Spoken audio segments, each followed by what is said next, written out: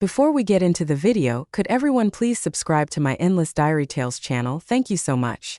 My wife Mia was the city's top swimmer when both her unforgettable first love, Alex, and I plunged into the water. She didn't think twice about rescuing him. After she hauled him to shore, Alex shot me a provocative look and said, "Sorry, Mia's too wiped to save you. You'll have to figure out how to get out on your own." I struggled in the water, and Mia gave me a contemptuous glance. "You must have shoved Jake.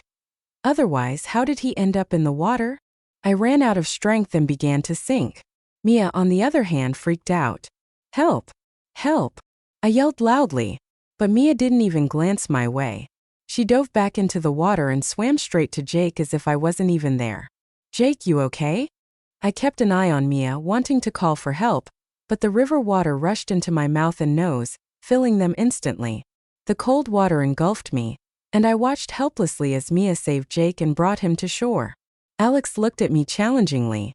"Sorry, Mia's too tired to save you. You'll have to figure out how to get out on your own." I wanted to say something but could only stare in despair, unable to speak. Slowly, I sank until a swimmer spotted me and pulled me to shore. I coughed up water like a dying fish. Meanwhile, Mia was busy drying Jake's head with a towel, not even giving me a second glance. Only after she finished did she look down at me with disdain. "You must have pushed Jake. Otherwise, how did he fall in? Don't you know Jake's scared of water? Why do you do something so messed up?" Jake stopped her. "It's cool, Mia. Don't be mad. I don't think Liam did it on purpose. It was just that I was too close to you, and he felt uncomfortable. It's always like this," I muttered, sealing my fate with a few words. No matter what happened, Mia always sided with Jake's slander and provocations against me, because he's her unforgettable first love from high school. "Liam, you're gross. You should have drowned just now. You're uncomfortable, so you want to kill someone. If I hadn't been here today, the consequences would have been unthinkable." Struggling underwater had drained all my energy. I couldn't even move my mouth to argue with her. The bystanders pointed at us like we were some kind of joke. I should have, as usual, defended myself the moment Alex slandered me. If Mia didn't believe me, I would have just bowed my head, admitted my fault, and apologized to both of them, taking the blame. But right then, in the throes of a desperate struggle, I realized that apart from life and death, nothing else mattered. Having already stepped one foot into the gates of hell, why should I care if she divorces me or fights with me?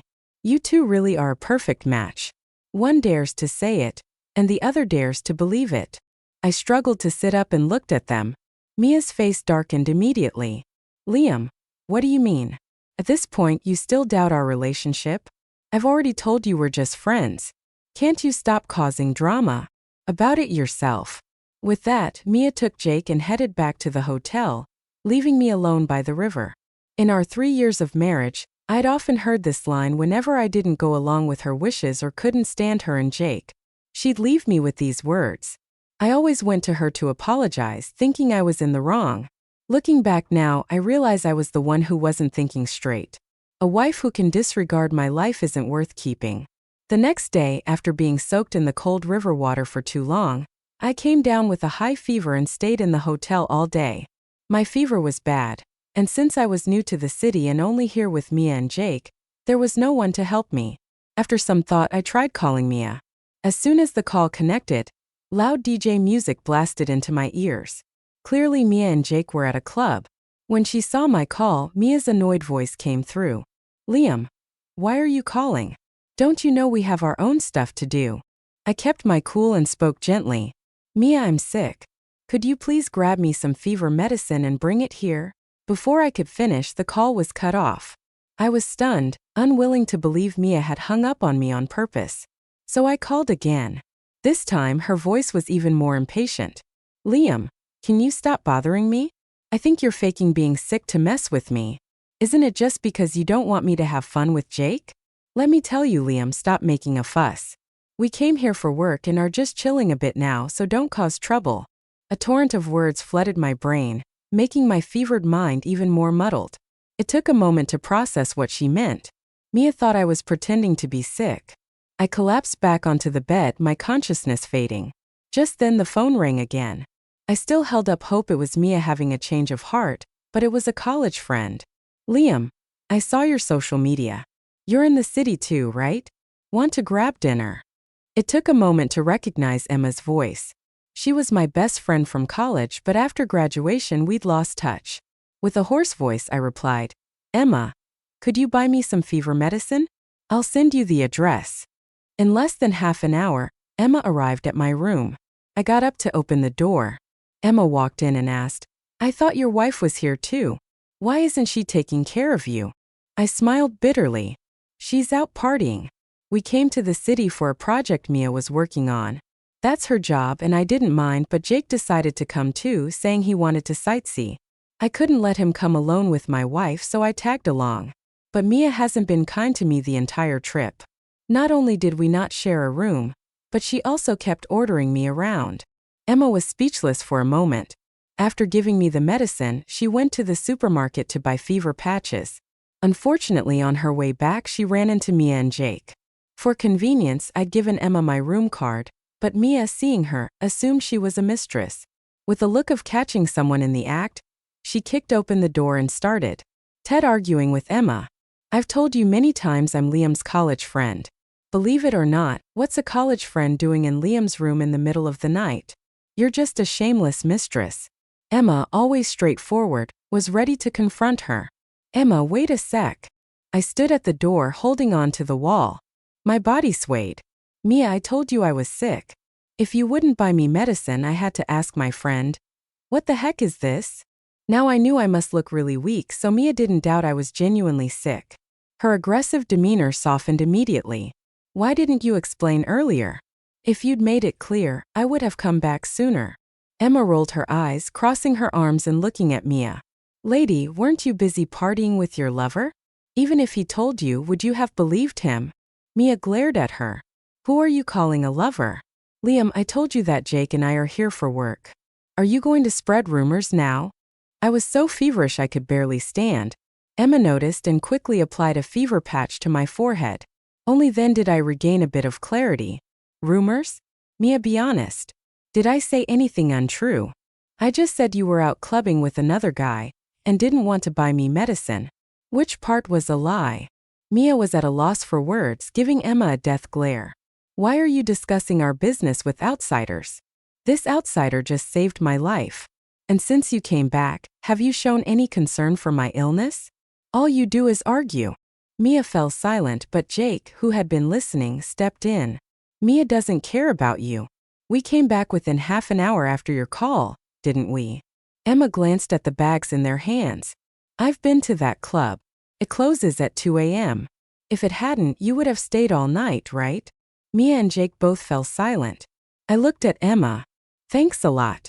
Today it's late, and it's not safe for you to go back alone. I'll pay for a room here at the hotel for you, and you can leave tomorrow. Emma shook her head. No need. My brother's coming to pick me up. Liam, take care of yourself and don't let some shady people take advantage of you. She glanced pointedly at Mia. Mia immediately got angry. Who are you calling shady? Whoever's getting mad is who I'm calling shady. Seeing they were about to argue again, and with many neighbors peeking out to watch, I shouted, Enough! Mia, aren't you embarrassed? With that, I slammed the door, cutting off all sound. I was sick for 3 days, during which Mia and Jake went out alone every day to work, but I no longer cared. On the 4th day, once I had fully recovered, I decided to help Mia and Jake finish their project survey as soon as possible. The sooner we returned, the sooner I could deal with my issues with Mia. I needed to rethink our marriage. Who would have thought that upon reaching the equipment truck, I would overhear Mia and Jake talking? On a whim, I turned on the recorder, feeling I might capture something important. What should we do? This equipment is busted. That was Mia's voice. This stuff costs over $1 million. Of us can afford to replace it. There was a moment of silence, then Jake spoke.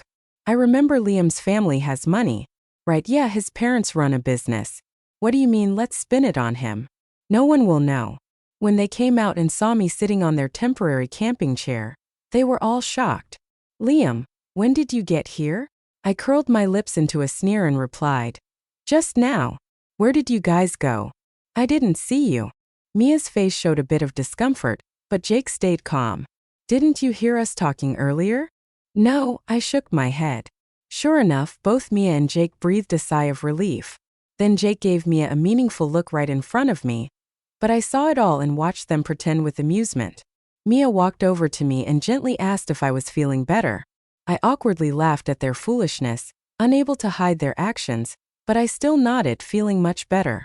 She then asked about my well-being for a while before finally getting to the point. Honey, Jake and I have been working all morning. How about you help us with one of the machines so we can take a break? I agreed easily. Sure, where's the machine? Mia's eyes lit up as she pointed to a black fan not far away. It's in the back seat, the blue equipment. I walked over, catching a glimpse of Mia and Jake high-fiving out of the corner of my eye. I pretended not to see and opened the car door, looking around for a while. Honey, I can't find the equipment. Where is it? Isn't it right on that seat? I pretended to search some more. Still can't see it. Where exactly is it? Mia's tone grew impatient. Isn't it right there? How can you not see it? I quickly nodded. Oh, here it is, but honey, I can't move it alone. Can you ask Jake to help me? She blurted out. Why are you so useless? Jake could move it by himself. Realizing what she was saying, she quickly corrected herself. Okay, I'll get him. I watched as Mia went over and said something to Jake, and they both glanced meaningfully in my direction. I knew they were up to something again. Jake came over casually, belittling me. I've heard you've been working out for years. What was it? Just hormone injections? You can't even lift a small piece of equipment. I've been sick, and my strength hasn't recovered. I didn't argue and followed Jake to lift the equipment together.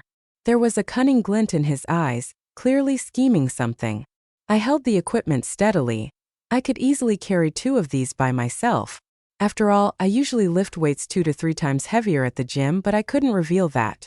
Sure enough, after a few steps, Jake suddenly exclaimed, Liam, hold this for a moment.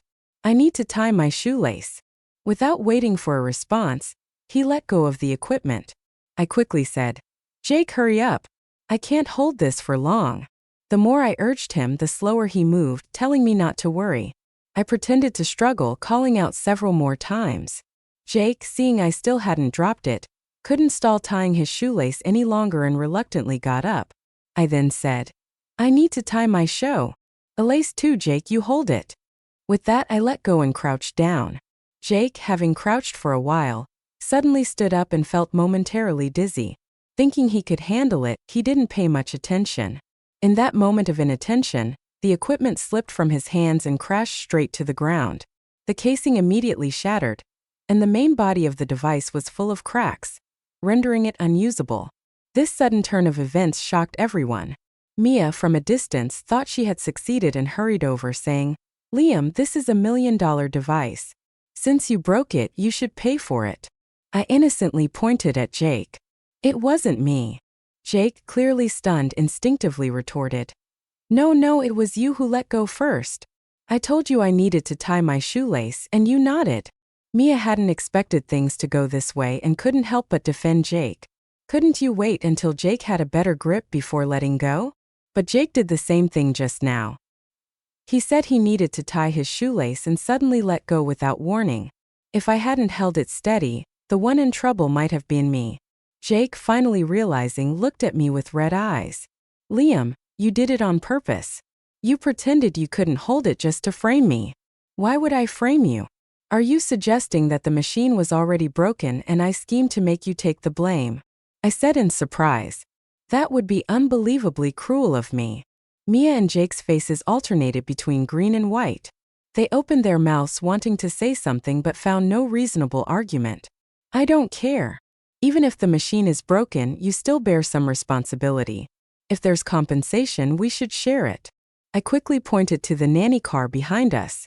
No way. The dash cam captured everything clearly. I let go with your consent. Although the audio isn't clear, your nodding is visible. Shall we check the footage? After I said this, Jake's face turned ashen.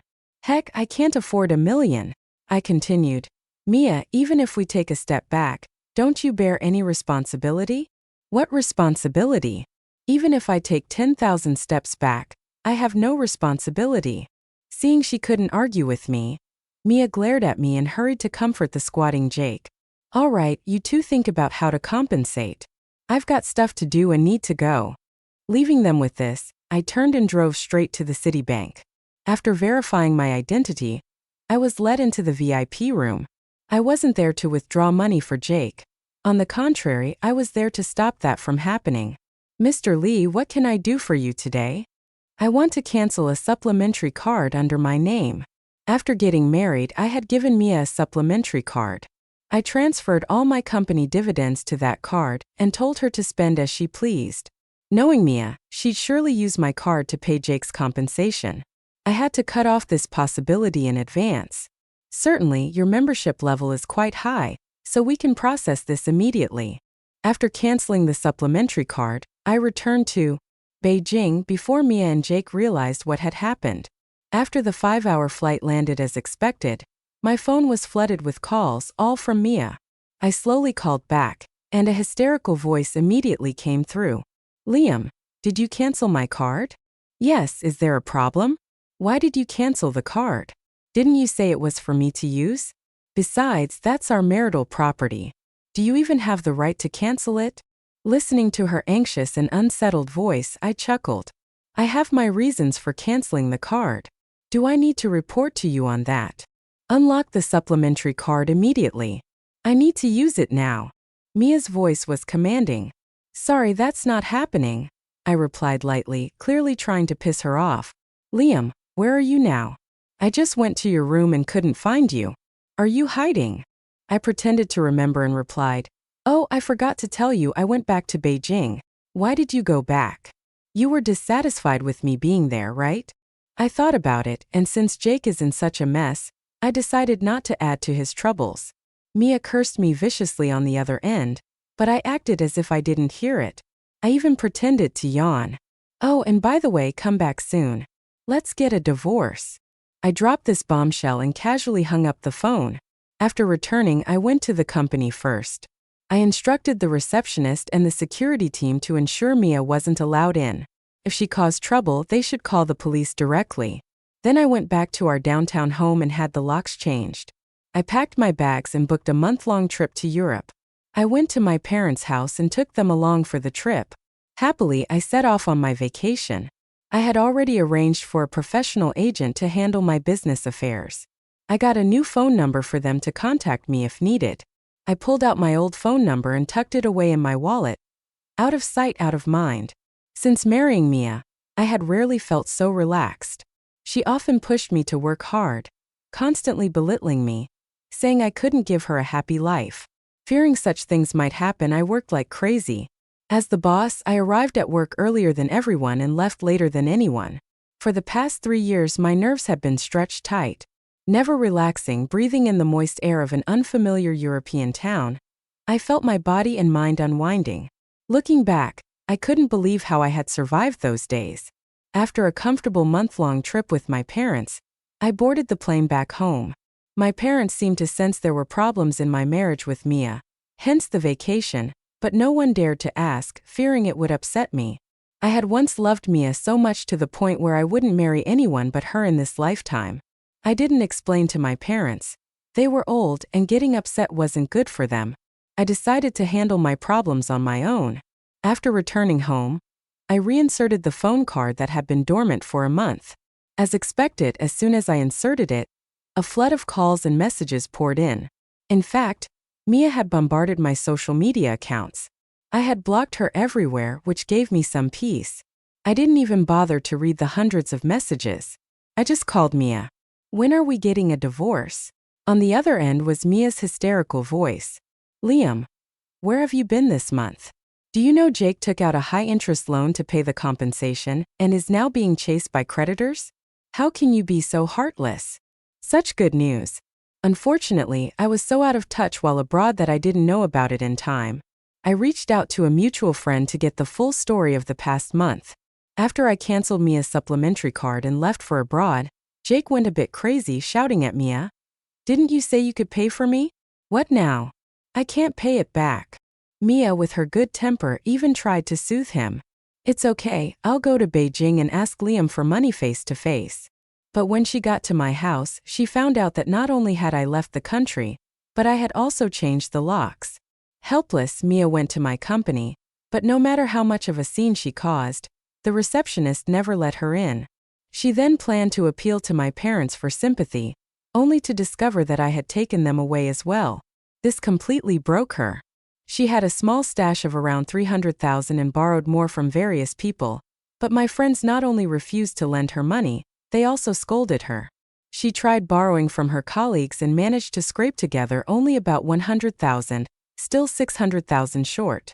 The lab that owned the damaged equipment was urging Jake to pay up, so he gritted his teeth and borrowed $600,000 from local loan sharks, agreeing to repay $700,000 within a month. Who knows where he got the confidence to think he could repay the money? Maybe he thought with Mia he could still extract money from me. A month passed and debt collectors caused a ruckus at Jake's company, resulting in him losing his job. He hid elsewhere but was found and beaten by the collectors, ending up in the hospital. The loan sharks called everyone around Jake incessantly. Now he was abandoned by everyone except Mia, who still stayed by his side in the hospital. My friend told me this vivid story, and I couldn't help but laugh. He advised that the most important thing now is to divorce Mia, but I doubt it will be easy. I reassured him. Don't worry, I have evidence. If Mia agrees to the divorce amicably, that's fine. But if she causes trouble and takes it to court, it won't just be a simple divorce.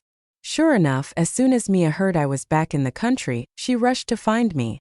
She looked pretty haggard from taking care of someone and walked briskly towards me.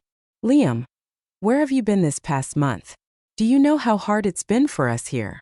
I replied emotionlessly. I know. So what does that have to do with me? I'm still your husband. Is there a problem with me wanting to use our joint marital property? I watched her rage and said, didn't you receive my divorce agreement? You'll leave with nothing.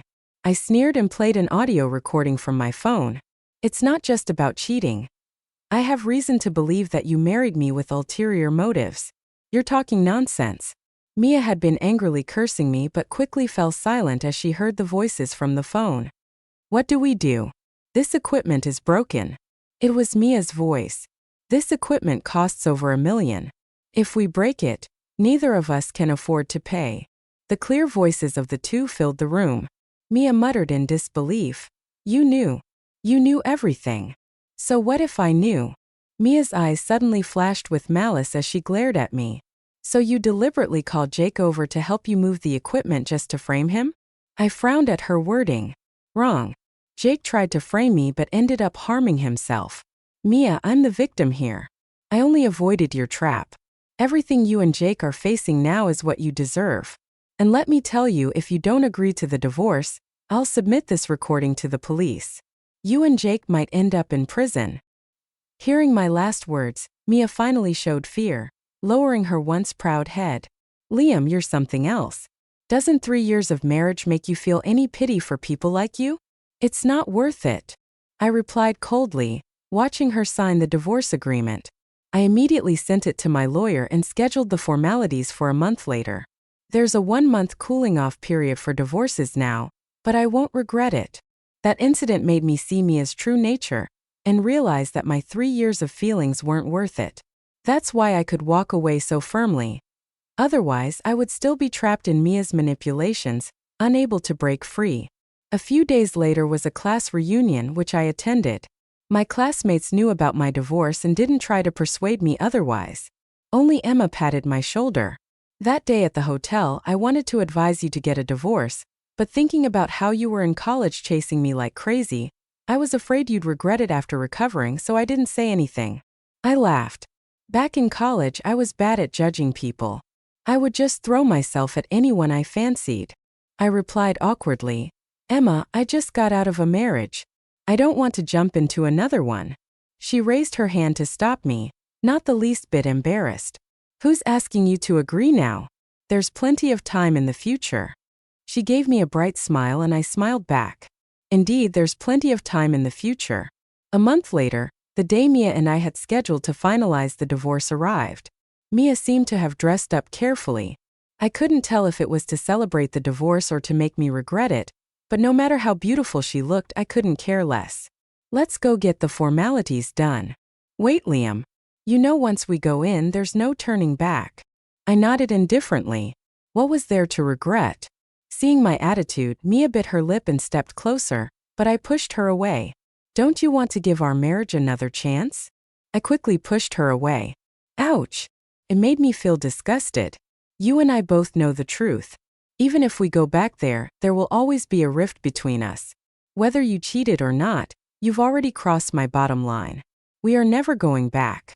After I finished speaking, Mia seemed to finally give up, her face turning cold. Liam, you're really something. What I didn't see was her signaling to someone behind a nearby car. Mia and I entered the Civil Affairs Bureau together. Reflecting on the last time I came here, I was so excited and full of anticipation for married life. But now, looking back, that kind of life only existed in my memory because I married Mia, so it could never happen. The procedures were completed faster than I expected. I breathed a sigh of relief as I held the divorce certificate. It was all over. Perhaps seeing my relaxation, Mia's face turned extremely ugly. What? Divorcing me makes you so happy? I laughed twice. Sorry you noticed. Since you noticed, I won't pretend anymore. After leaving the Civil Affairs Bureau, I walked to my car, ready to open the door, but Mia suddenly approached me. Even though we're divorced, it was a peaceful divorce. Why not give me a ride? I didn't even look at her. Sorry, it's inconvenient. I have to pick someone up later. Emma had just come to Beijing for a business trip and had arranged to have dinner with me. I was busy replying to her. Mia glanced at my phone, her tone angry. Chatting with a woman, huh? I can't believe you found someone else right after our divorce. Trying to guilt-trip me again, I sneered and retorted. Better than you finding someone before the divorce. I was chatting with Emma and didn't notice when Mia disappeared. Suddenly, Jake's voice came from behind me. Liam, if it wasn't for you, I wouldn't be in this situation. It's all your fault. Let's go to hell together. I didn't have time to react. Looking up, I saw Jake rushing at me with a gleaming knife. I dodged the fatal spot, but the knife still stabbed into my chest. All the strength in my body seemed to drain away, leaving me empty. I watched as blood spurted out. There were few people on this road at this time. Jake, realizing what he had done, turned and ran. The Civil Affairs Bureau staff came out and saw me lying in a pool of blood. They screamed and quickly called an ambulance. As I was being lifted into the ambulance, I was barely conscious, grabbing a doctor's hand and shouting, "The culprit is Jake, and Mia is an accomplice." I don't know if the doctor heard me as I passed out. When I woke up, I was already in the hospital. My chest hurt terribly, and even the slightest movement felt like it was tearing. I had no choice but to move my eyes and saw Emma sleeping beside me, holding my hand.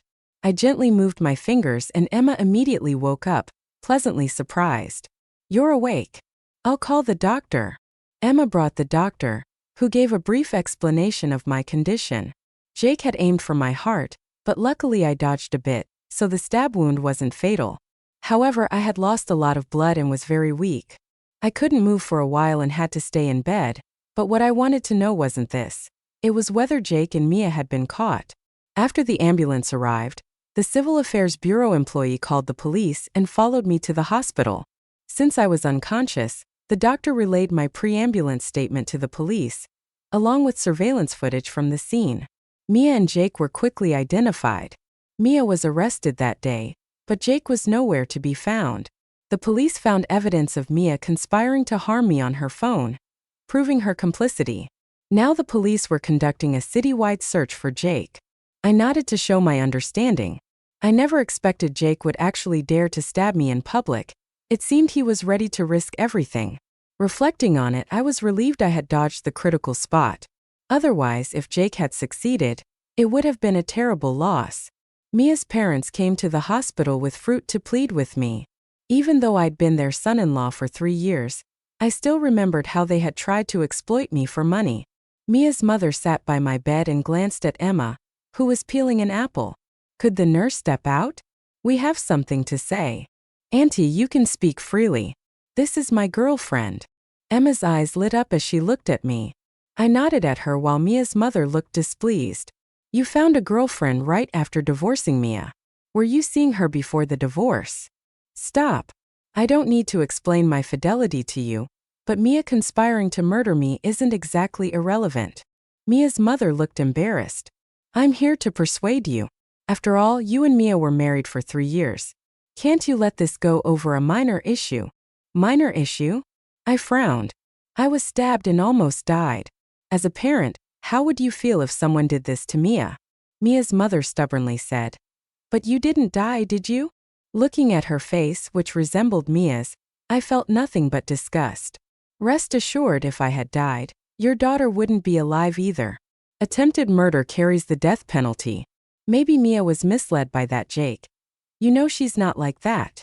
Hearing the same old excuse, I grew impatient. Emma seemed to have had enough. Standing up, she said, "The patient needs rest. If you have nothing else, please leave, or I'll call security." You little girl. Before they could say more, Emma pushed them all out, leaving the room quiet. She sat back down and asked me, "Were you serious just now?" I pretended not to understand. About what? About me being your girlfriend. I covered myself with the blanket. I don't say things lightly. Whatever I say reflects what I'm truly thinking. A week later, Jake was caught on a boat trying to smuggle himself out of the country. He had planned to escape abroad but was caught during a crackdown on smuggling. In court, Jake and Mia pointed fingers at each other, each claiming the other was the mastermind and that they were the victim. Ultimately, the evidence showed that the idea to harm me originated with Jake. With solid proof, the court sentenced Jake to life imprisonment for attempted murder. Mia, as an accomplice, was sentenced to 10 years. Mia's parents spent all their money and pulled every string they could to reduce her sentence, but to no avail. They all received the punishment they deserved.